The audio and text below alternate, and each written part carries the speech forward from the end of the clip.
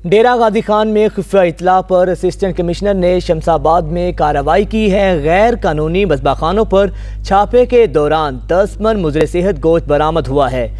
लागर और बीमार जानवरों का गोश्त फ्रेश करके गोश्त जो मिक्स करके लाहौर सप्लाई किया जाता था। असिस्टेंट कमिश्नर की हिदायत पर मेट्रोपॉलिटन कॉरपोरेशन के अमले ने भाना सील कर दिया है। मज़ीद जानते हैं हमारे नुमाइंदे तारिक मसवानी हमारे साथ मौजूद हैं।